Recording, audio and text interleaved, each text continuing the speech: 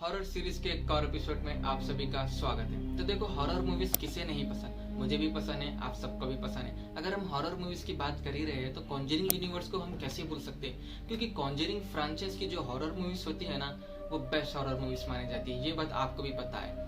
अगर Conjuring universe यानी Conjuring franchise की हम बात कर रहे हैं तो एडन लोरन को हम कैसे भूल सकते हैं। सबको पता ही होगा कि एडन लोरन के सच्चे केसेस के ऊपर ये कॉन्जरिंग यूनिवर्स यानी कॉन्जरिंग ये फ्रांचाइज बनी है। जी हाँ, जैसे कि कॉन्जरिंग, कॉन्जरिंग 2, एनाबेल, नन, शायद सभी ने देखी होगी। तो वैसे ही एडन लोरन के एक सच्चे केसेस के ऊपर एक और कॉन्जरिंग यूनिवर्स ने एक मूवी बनाई है जिसका नाम है Conjuring devil make me do it यानी कॉन्जरिंग 3। शायद आप सभी ने देखा ही होगा। तो क्या आपको पता है ये भी एक सच्ची कहानी पे बेस्ड है? आखिर कॉन्जरिंग 3 में जो दिखाया गया है वो सच में हुआ था, वाला हम इस वीडियो में जानेंगे। तो देखो, ये कहानी है 1980 की, जो कि एक ग्लेडसेल फैमिली जो कि एक घर में रहने के लिए जाती है, जिसमें 11 साल का बच्चा डेविड ग्लेडसेल और उसकी एक बहन डैबे ग्लेडसेल। अचानक से उसके जो 11 साल का बच्चा होता है उसे अजीब सा दिखना लगता है। वेल, सबको पता ही है यार, आखिर वो घर में जाते ही क्यों हो तुम लोग, जिस वहां पे जो अलग ही तुम्हें फील होता है। वेल, अगर वो लोग वहां जाएंगे नहीं तो हिस्ट्री कैसे बनेगी। तो भाई साहब, 11 साल का जो बच्चा डेविड ग्लेडसेल होता है वो जाता है घर में, मगर वो उसके दूसरे दिन से अपनी बहन डैबे को कहती है कि मुझे इस घर में अजीब सा फील हो रहा है, जैसे कोई बूढ़ा इंसान मुझे देख रहा है, मुझे मेरी तरफ आ रहा है। तो वेल, वो छोटा बच्चा है 11 साल का, कोई उसे बिलीव नहीं करता। अगर तुम जब उसे बिलीव कर लेते हो तो शायद ये सब हमें देखना नहीं मिलता। भाई साहब, अगर बच्चा है, वो बच्चा कभी भी अगर आपको आके कहे कि मुझे कुछ आवाज सुनाई दे रही है या कुछ दे रहा है, तो भाई भरोसा कर लो, वरना तुम्हारी भी हिस्ट्री याद कर रही है। वही डाबे जो कि उसकी बहन होती है डेविड की, वो भी इस पे बिलीव नहीं करती। डेविड एक दिन घर में सोता है, उसके दूसरे दिन उसके बॉडी पे स्क्रैचेस आते हैं, वो एक पोजेस हो जाता है बूढ़े इंसान के ऊपर। उसकी फैमिली जो कि ग्लेडसेल फैमिली होती है, उसके बाद जाती है एडन लोरन के पास जो कि मदद मांगने के लिए। एडन लोरन आते हैं और एडन लोरन जो कि हमारे एक्सपर्ट है, उन्हें देखते ही पता चल जाता है कि एक पोजेस है डेविड, जो कि 11 साल का बच्चा है, उसके अंदर एक आत्मा है।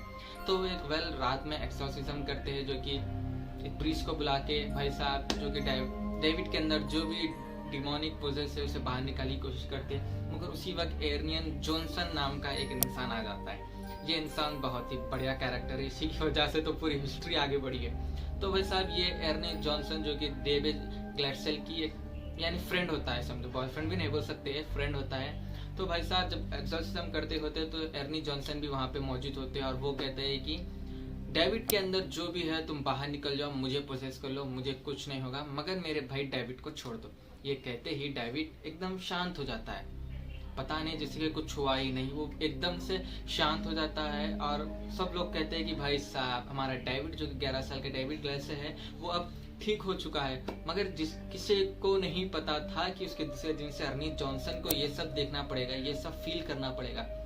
उसके दूसरे दिन से अर्नी जॉनसन को भी वो सेम बूढ़ा देखने को मिलता है, उसे भी अजीब सी आवाज सुनाई देती है, लाइक उसे कोई डरा रहा हो। अब किसी को नहीं पता, जो कि अर्नी जॉनसन दिखने में नॉर्मली दिखता है। मगर एक दिन वो और उसकी बहन जो कि डेविड की बहन होती है डेवे ग्लेडसेल, वो और अर्ली जॉनसन दोनों एक घर में जाते हैं, लाइक उनके बॉस के पास जो कि एक पार्टी होती है। वैसा वहां पे बहुत पी लेते हैं।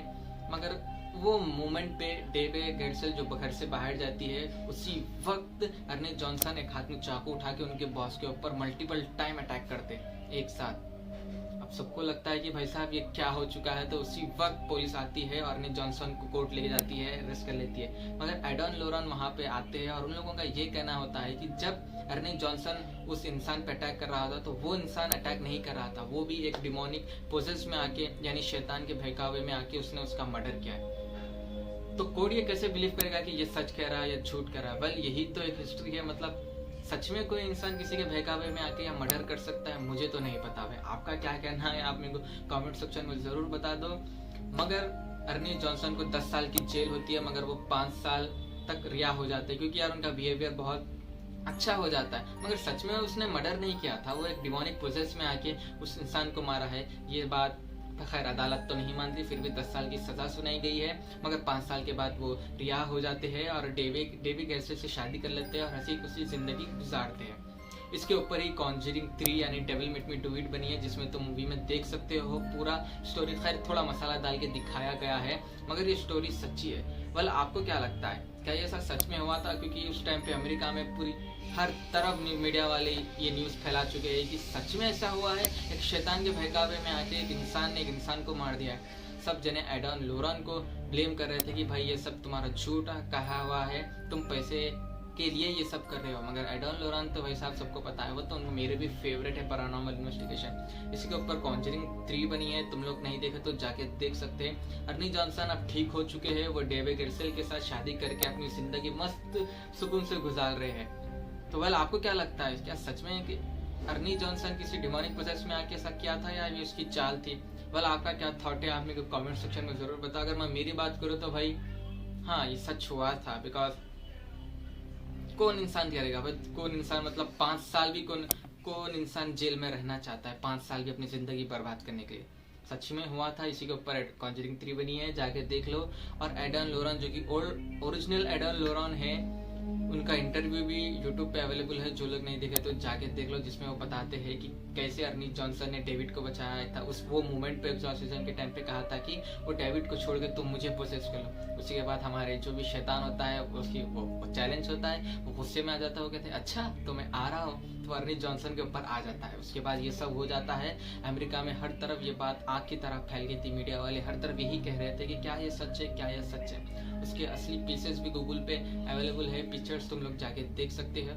वेल अगर आपको वीडियो कैसा दिखा लाइक करके बता दीजिए, लाइक कमेंट जरूर करिए, और नीचे लाल बटन दिख रहा है तो उस पर सब्सक्राइब कर दीजिए, वरना तुम भी किसी के हाथों प्रोसेस हो जाओगे। देखो तुम भी अगर अपनी लाइफ बर्बाद नहीं करना चाहते तो नीचे सब्सक्राइब कर दो। मिलते हैं अगली वीडियो में। आपको क्या लगता है उसके बारे में मेरे ऊपर कमेंट सेक्शन में जरूर बताइए। जब तक के लिए देखते रहिए JW रिव्यूज हॉरर सीरीज।